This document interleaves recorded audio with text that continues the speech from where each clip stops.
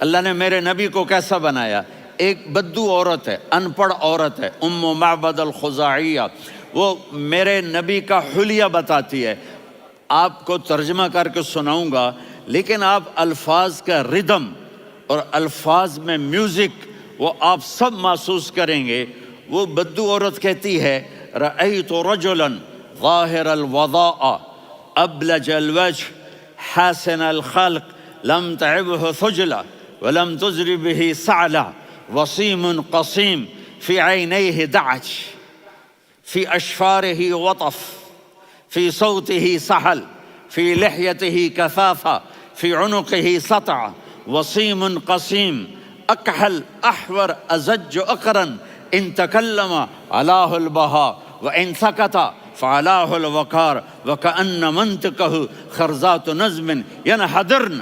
اللہ، پتہ چلا کہ الفاظ کا ردم، وہ کوئی بولو تو صحیح، کیا ردم ہے۔ اب ترجمہ سنو۔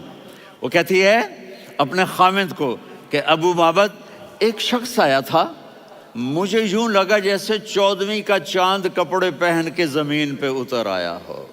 سبحان اللہ، کیا انتہائی خوبصورت، انتہائی حسین و جمیل، پیٹ نکلوا نہیں کہ بدصورت ہو جائے۔ کہا اتنا خوبصورت تھا کہ سر سے پاؤں تک حسن اس کا غلام تھا، خوبصورتی اس کی باندھی تھی، اور میں جدھر سے دیکھتی تھی مجھے حسن ہی حسن نظر آتا تھا، اور جب میں اس کے چہرے پر دیکھتی تو میری آنکھ نہیں بھرتی تھی، میرا جی چاہتا تھا میں دیکھتی جاؤں دیکھتی جاؤں دیکھتی جاؤں، میرا دل نہیں بھرتا تھا۔ کون؟ وسیم۔ وسیم اسے کہتے ہیں جس کو دیکھنے سے دل نہ بھرے۔ قسیم، جدھر سے دیکھو حسن ہو، اسے کہتے ہیں قسیم، کہ اس کی آنکھیں بڑی موٹی، احور، ادعج، اشکل، انجل، ابرج، اہدب، یہ سب میرے نبی کی آنکھوں کی تعریف ہے۔ ان 5-6 الفاظ کا ایک مطلب ہے کہ اللہ نے کائنات میں ایسی حسین آنکھ کسی کی بنائی نہیں تھی۔ حسن و جمال آنکھوں میں، اور پلکیں بڑی لمبی، یہ عورتیں یہاں نکلی لگا لیتی ہیں نا لمبا لمبا کرنے کے لیے، تو میرے نبی کے قدرتی یہ بال لمبے تھے حسن کو بڑھانے کے لیے۔ داڑھی بڑی خوبصورت تھی، زبان میں، آواز میں جادو تھا، آواز میں کشش تھی، آواز میں ایک ایسا دل کھنچتا تھا، گردن لمبی تھی، سر سے پاؤں تک حسن و جمال تھا۔ جب وہ بولتے تھے نور چھا جاتا تھا، جب وہ خاموش ہوتے تھے وقار چھا جاتا تھا۔ اور سوا البطن و صدر، سینہ اور پیٹ برابر، سبت القصب، سیدھا قد تھا، سیدھا قد، بالکل سیدھا قد۔ عریض المنکبین، چھاتی چوڑی تھی۔ طویل الزندین، بازو لمبے تھے۔ رحب الراحہ، یہ ہتھیلی بڑی چوڑی تھی، چوڑی ہتھیلی سخاوت کی نشانی ہوتی ہے۔ رحب مسیح القدمین، پاؤں اتنے نرم تھے لگتا تھا اس پر تیل لگا ہوا ہے، اور پانی اس سے یوں نیچے چلا جاتا تھا۔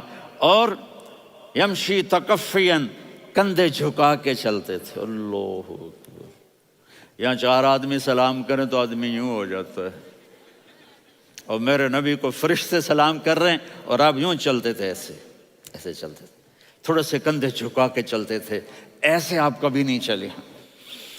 جو دیکھنے میں ایسا حسین ہو اس سے پیار کیوں نہ کیا جائے۔ خاندان اونچا ہو تو آدمی اس کی قدر اور عظمت کرتا ہے۔ میرے نبی کا خاندان کیا ہے؟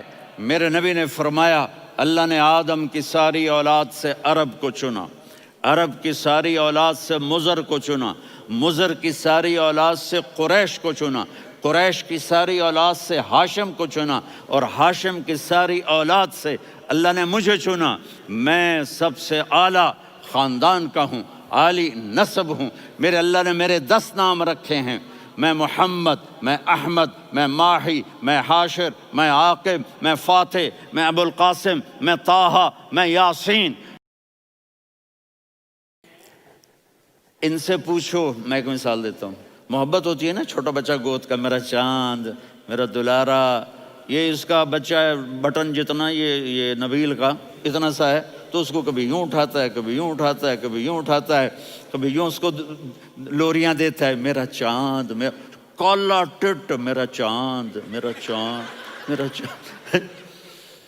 تو میرے رب کو اپنے حبیب سے محبت ہے، تو صرف محمد نہیں کہتا، چونکہ محمد کہنے سے محبت کا فلو نکلتا نہیں، تو اللہ نے اپنی محبت کے فلو کو نکالا، میرا محمد، میرا احمد، میرا ماہی، میرا حاشر، میرا عاقب، میرا فاتح، میرا قاسم، میرا ابو القاسم، میرا طٰہٰ، میرا یاسین۔ یہ اللہ نے اپنے حبیب کے نام، اور پھر قرآن میں جاؤ، شاہد، مبشر، نذیر، داعی الی اللہ، سراج منیر، رؤوف، رحیم، عزیز، حریص، مزمل، مدثر، یہ اللہ نے پورے قرآن میں سارے نبیوں کا نام لیا، یا عیسیٰ، یا موسیٰ، یا یحییٰ، یا ابراہیم، یا نوح، نام لے کر پکارا، لیکن اپنے حبیب کو ایک دفعہ بھی یا محمد نہیں کہا، بلکہ لقب سے پکارا، یا ایھا النبی، یا ایھا الرسول، یا ایھا المزمل، یا ایھا المدثر۔ میرے رب نے اپنے حبیب کو ساری نسلوں میں سب سے عالی نسل بنایا۔ اگر اپنے نبی سے پیار نہ کریں تو کس سے پیار کریں؟